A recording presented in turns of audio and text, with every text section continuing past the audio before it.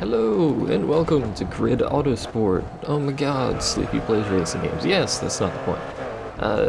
The point is, I like this game, so I want to make a little video about it. I have a few problems with it. One of them is the fairly common cockpit view is awful, which is actually why I don't use it in this video.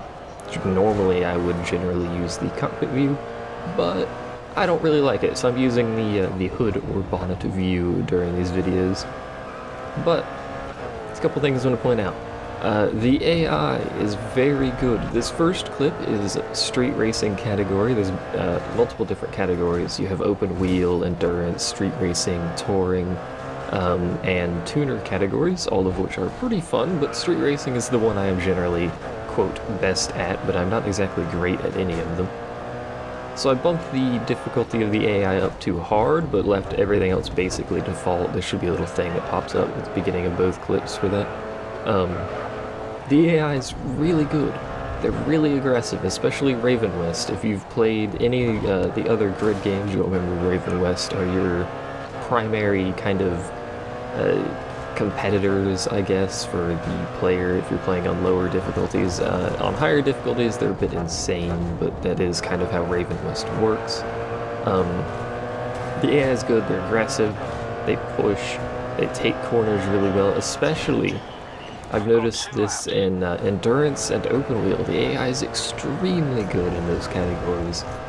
Maybe it's just me being awful with those cars, but even if I feel like I take corners really well, sometimes I'll just, you know, struggle to even keep up with the center pack in a race, which is kind of absurd considering it's not the first racing game I played. If you're looking for a sim, this is not that game. This is not a sim. This is really honestly nowhere near a sim, to be fair. The cars are... The cars feel good for kind of an arcade simulation kind of mixed game. They feel pretty good. They're a little bit understeer heavy, but you can do a little bit of customization to remove that and make them steer a little bit more comfortably, which I generally do in street racing, but I'm not so sure about tuning like endurance or performance cars or anything like that. So I don't tune those quite yet, but you can tune street racing so you have better cornering. A little bit less stability, but you don't really need stability in street racing most of the time. Another nice feature is the dual monitor mode. You can turn it on in the options. There will be a couple clips, there might be one playing right now, I don't know. There'll be a couple clips where I'm actually showing the second monitor because I was recording both monitors at the same time, which means the quality might be a little bad, but whatever, the game looks quite good. You might not be able to tell in the video, but it looks quite good. Anyway, you can turn on a second monitor mode and it'll show useful information on your second monitor, including the racetrack layout and all the positions of every racer. You know, like a little picture-in-picture thing, all the positions and relevant information, like time differences and distances and all that kind of stuff that you've traveled, which is really kind of cool. It's also kind of cool that I was able to record both monitors at the same time. It's a little... The only reason I was able to do this is the way the game handles it. It's basically running two instances of the game, but not quite. The second monitor takes almost no resources to run, but it acts as a second window instead of expanding the window, so it's running in whatever resolution dual monitor 1080p would be. It's actually running two separate 1080p windows, which is a little weird and unusual, but I like it. It works pretty cool. It allowed me to actually record both windows without, you know, horrendous resolution issues on YouTube running, you know, dual monitor stuff. I can't show both at the same time, but you get the general gist. It's picture-in-picture, lap thing, whatever, you know. Apart from that, I feel the game's pretty good. There's really the only issue I seem to have with it is the cockpit view, which might be remedied by an external mod, or I don't know, eventually they'll just release textures that aren't garbage for the inside of the cockpit.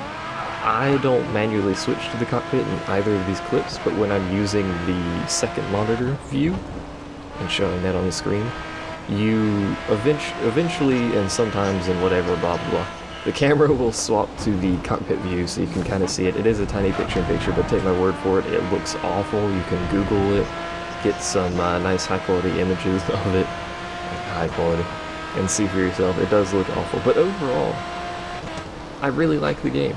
I think the big thing is the AI. The AI is really good. It's probably some of the better racing AI that I've seen without bumping the difficulty way up. You don't need to, hard isn't even the highest difficulty, by the way. You don't need to bump the difficulty all the way up to get, you know, reasonable AI out of it. You can have it on default settings, and every position that you manage to take in a race will feel really good. And I like that.